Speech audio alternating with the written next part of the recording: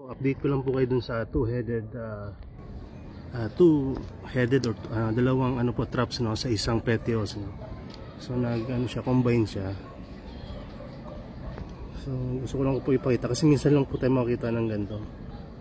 Yung dalawang traps sa isang Petios. No. So siguro po kaya nagkaroon ng two traps sa isang Petios kasi po dati nag-flower, so kinat ko po siya, hindi pa nataas ng gusto, kinat ko po agad yung flower stock niya. Tapos after some time, siguro after a week lang, nagkaroon na naman siya ng flower stock na maliit, so kinat ko na naman po uli yun. Siguro po walang mapuntahan siguro yung mga nutrients, no? So napunta po dito, no? Yun lang po yung aking observation. Pero hindi pa po naman yan, walang scientific explanation, pero ayun po yung aking na-observe. Tapos po, di ba, nung nakaraan, dinivide po natin sila. So ngayon po, dadahan-dahanin ko na pong ilabas. So ayan na po yung mga division niya last time. So ayan. Para po dun sa hindi nakakaalam, galing lang po ito sa isang plant noong November 2020, no? Last year lang, so ilang buwan pa lang yan. Kasi November 30 ko po ito nakuha eksaktong November 30, so at least 3 months pa lang. Ganyan na po karami yung niya, naging division niya. Ang bilis po ng gantong cultivar. Ito po yung typical Holland. Kung makakuha po kayo na ito, dun sa mga beginner na gusto magparami agad ng kanilang alaga, o dun sa mga seller na wala pang binibenta mga typical. Ito po napakaganda kasi pulang-pula, nagpipink yung kanyang lashes, tapos may line din parang ng B52, pati yung mga Dracula.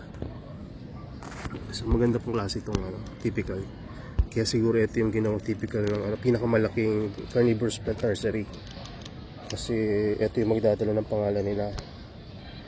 So bukod po doon, bukod dito sa weird na two traps in one Petios, no, meron po pa tayong mga gusto ipakita dito. So ito po yung, alam nyo po to, big mouth. Big mouth po ito nung binigay po sa akin, ay ganyan po yung itsura niya, yung traps niya. Actually, puro pahiga. Nung na-outdoor ko po, puro pahiga. At ngayon lang siguro last month, nag-decide siya na mag-produce na uli ng mga upright. Pero kung mapapansin nyo po, ang tindi po ng upright na petals na ito, na traps na ito, sobrang nipis, as in. Hindi ko pa po na-experience to sa outdoor, kasi ang outdoor puro palapad po yan, di ba? Yung mga outdoor dyan, puro po palapad pag outdoor. Bihira po kayo magkaroon ng growth na manipis, no? Pero po sa indoor, normal po yan na magkaroon ng upright growth kasi yung light nila lagi nasa taas. Pero ngayon po, itong aking big mouth na galing kay Christian Bungal Bag, tama na naman yung pronunciation ko ng mga pilido, pasensya na, okay, magagalit sa akin. Ayan, no? Ngayon nag-produce na po ng mga upright na mga traps, no? So napakaganda po niya. So wala pa po tayong for sale, no? Hindi ko po kayo, no, sabi nga tinatakam na naman. Pero ito po yung magiging future propagation po natin ng ating big mouth, no? Na nag-decide po magbigay ng upright na growth. Hindi lang po isa yan, pati po itong kapatid niya, no? Ang dami ko po nabentang big mouth last year. Ito po yung ito po yung natira sa akin. Mas malaki po yung mga nabenta ko last year, at yung mga maliliit po yung natira sa akin. Pero mabilis pong lumaki itong mga natira, no? Sana po yung mga nakabili sa akin mas malalaki na po sa inyo kaysa dito po sa mga big mouth ko dito. Pero ang ganda po niya. Ito po talaga yung hinahanap ko sa mga outdoor po na mga cultivar, kasi ganda po niya. So kahit pag in-indoor niyo po siya, ibig sabihin mas maganda, gaganda pa po yan, no? Mas magiging upright po yung mga growth niya, no? So ayun po yung big mouth, no, na galing kay Christian Bungal Bag, no? Para po sa mga hindi nakakaalam, yung plama yung mga maroon monster natin yan, B52, towering giant mo, no? Galing rin po kay Sir Christian Mongalban, no? So siya po ang supplier ko dati, pero dahil napakarami ko na po mga ano ganyan, no? So iba naman po yung mga kinokolek natin ngayon ng mga cultivar. Pero kung gusto niyo pong kumuha sa kanya, message niyo lang po siya. So ito naman po ay galing, ito po ay galing sa Carniflora, no? Sa UK, sa May Holland. Ito naman galing kay Sir Christian Bungalbag. At ito naman po ay galing kay Sir Volker Henriks, no?